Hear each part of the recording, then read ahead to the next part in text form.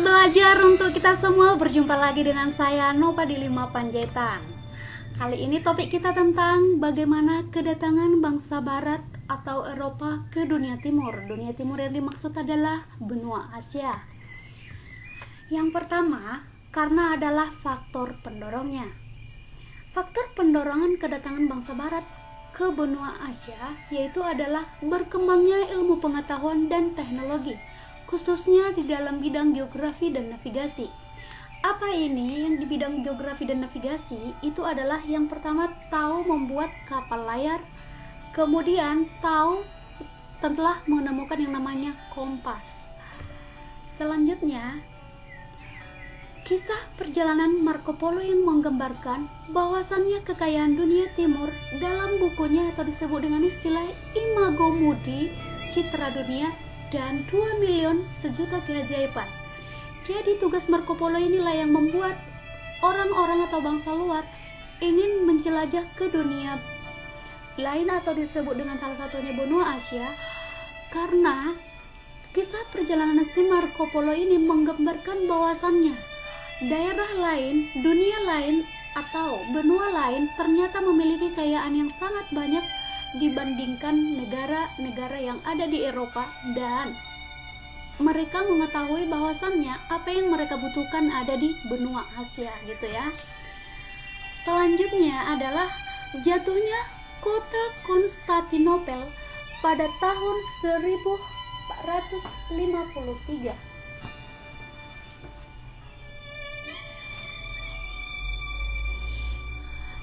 Ini salah ketik Miss ya, harusnya 1453 ini ya, yaitu adalah ke tangan si Turki Utsmani, sehingga terhentilah yang namanya hubungan dagang antara Asia dan Eropa. Kita mengetahui bahwasannya pada tahun 1453 di Eropa itu yang menjadi kota pusat perdagangan adalah Konstantinopel.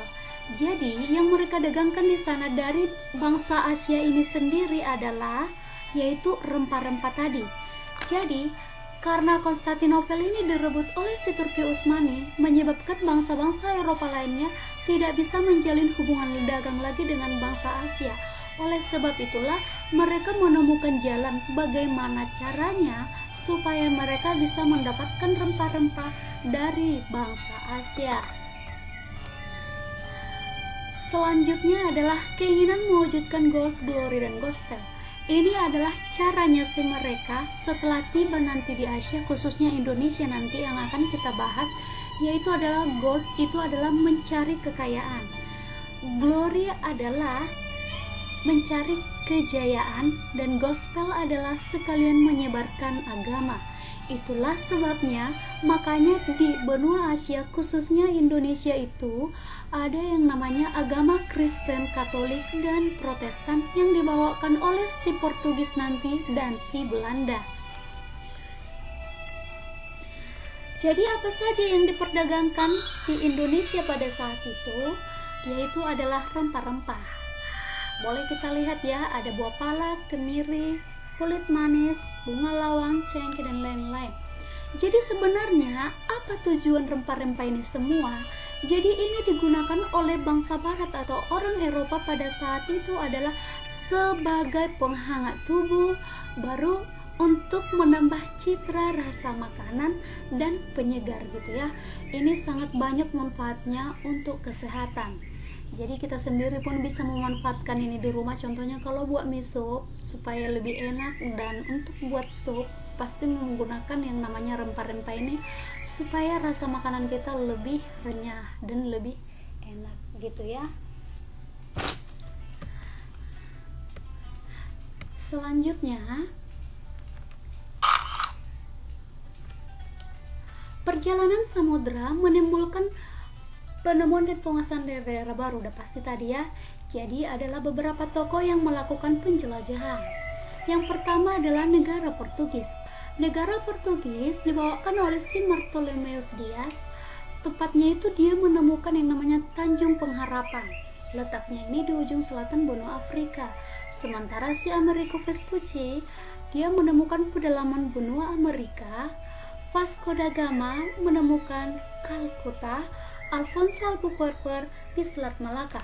Jadi si Alfonso inilah yang membawakan atau memimpin pada saat itu dari si Portugis, sehingga si Portugis tiba di Indonesia pada tahun 1511 di Selat Malaka di Pulau Sumatera gitu ya. Kemudian si Cabral di Brasilia. Negara Spanyol dibawakan oleh Christopher Columbus. Dia menemukan Kepulauan Brahmana. Balbo menyeberangi Samudra Pasifik. Ponce de Leon menemukan Florida. Hernando Cortés menemukan Meksiko. Ferdinand Magellan itu mengelilingi dunia dan mendarat di Filipina gitu ya. Dan Pizarro menaklukkan Peru. Sekarang kita lihat tokoh penjelajah Portugis yang tadi. Yang pertama adalah Bartolomeus Dias, selanjutnya Amerigo Vespucci, kemudian Vasco da Gama, dan yang terakhir adalah si Alfonso Albuquerque gitu ya.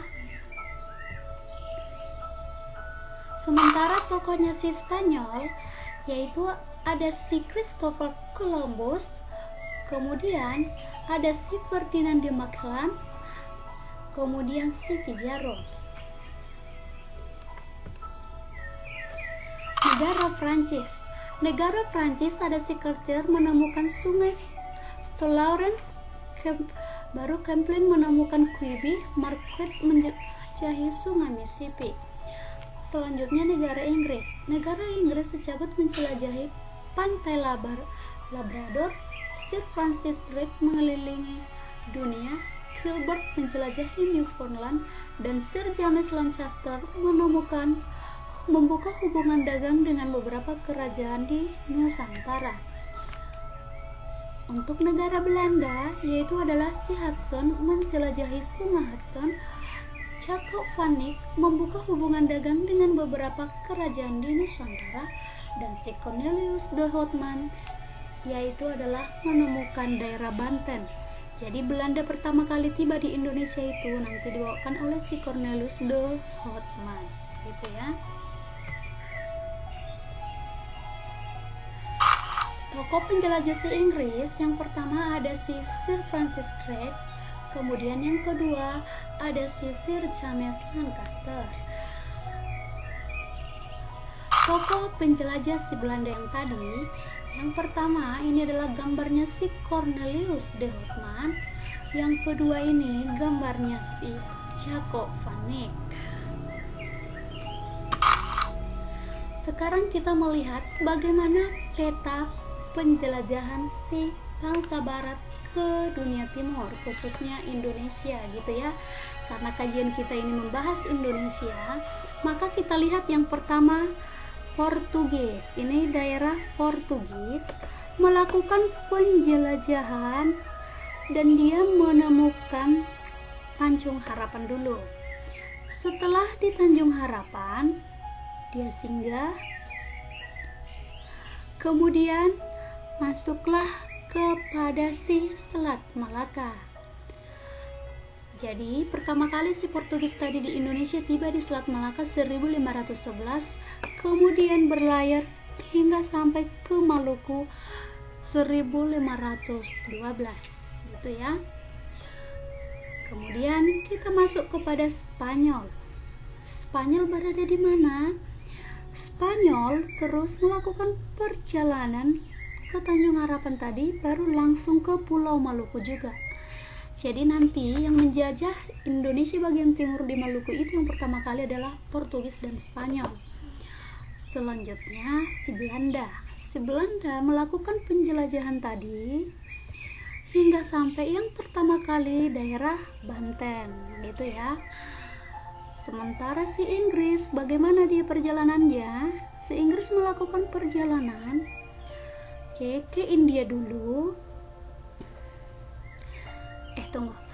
Si Inggris dia melakukan perjalanan ke India dulu. Jadi yang menjajah India itu adalah si Inggris. Yang berujung nanti sampai di sana baru tibalah ke Indonesia. Nanti kita bahas ya. Oke. Jadi ini adalah gambaran, itu tadi gambaran dasar, inilah garis besarnya. Jadi sama aja gambarnya dengan yang tadi, tinggal bagaimana penjelajahannya. Kalau ini tadi yang merah ini si Portugis, yang biru si Belanda, kemudian yang hitam si Spanyol. Spanyol juga melakukan penjelajahan tadi ke Indonesia bagian timur gitu ya. Oke, sekianlah presentasi dari saya, semoga bermanfaat ya. Sampai jumpa dan terima kasih.